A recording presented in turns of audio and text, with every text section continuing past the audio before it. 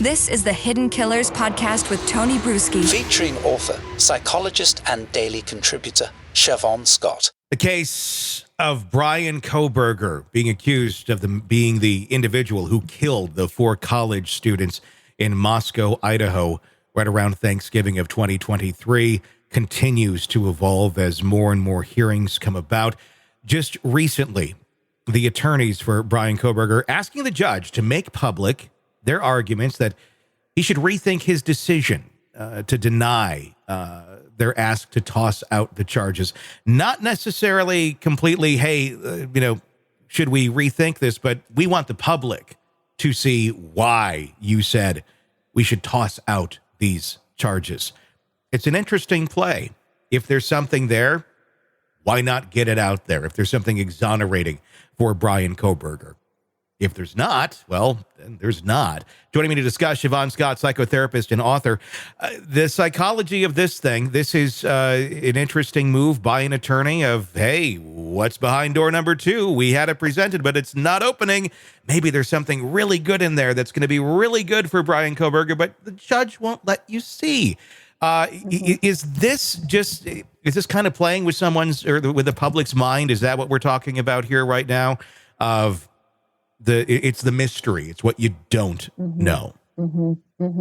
Yeah, I think what occurred to me, my best guess was, what a way to influence a potential jury pool. That there's the secret stuff that could exonerate him.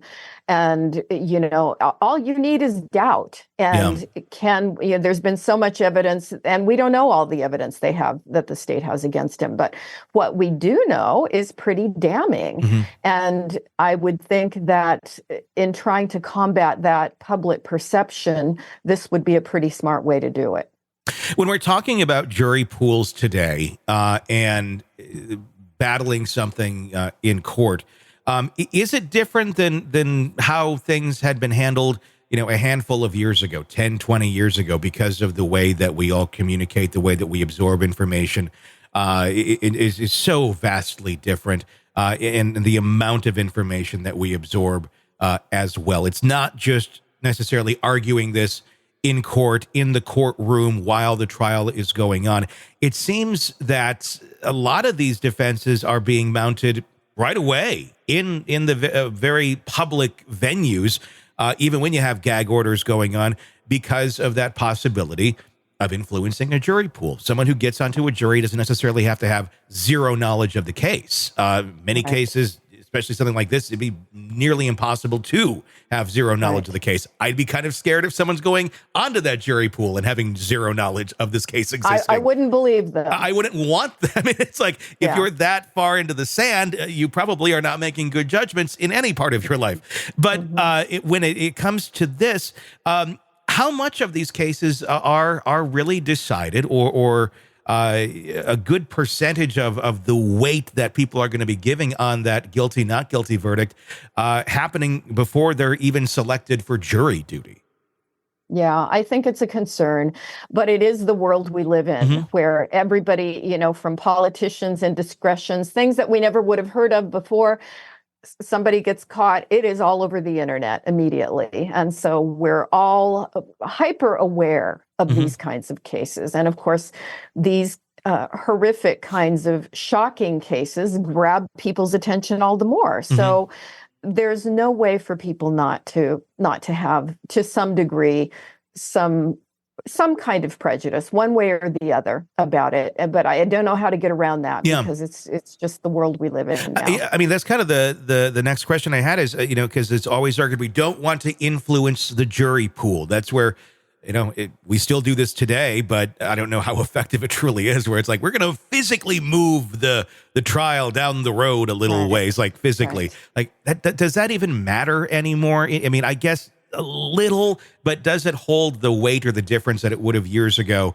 where, only people in this town knew about this case? Right. Right. Yeah. I don't think it holds much weight anymore because it's a world community. You know, we know about things that happen in other countries, these shocking stories. And, what can we say? That the internet has been a gift in so many ways, and people are so much able to access so much wonderful information along with not so wonderful information. But people can know everything the day it happens. And this is a factor sometimes in certain kinds of crimes, particularly in the mass shooters, school shooters, et cetera. They're heavily influenced by watching other shooters. And they're influenced in all the wrong ways. That you take an angry kid with a lot of psychological problems and some psychopathy going, and then it becomes a competition because they've seen all these other kids on the internet doing it. And it's like, well, I can kill more than that one. As bizarre as that sounds, that's the dynamic that happens. So the world has changed. We have changed. The internet changes the way we look at things, the way we process information. And I don't think moving the venue to another town is going to make all that difference. Want to listen ad-free? Want advanced access to all of our interviews before anyone else? Become a True Crime Today Premium Plus subscriber on Apple Podcasts. You get every episode commercial-free. So you can binge on true crime until you can binge no more. Search True Crime Today Premium Plus on Apple Podcasts now, or go to our podcast page and sign up now. More of the Hidden Killers podcast next.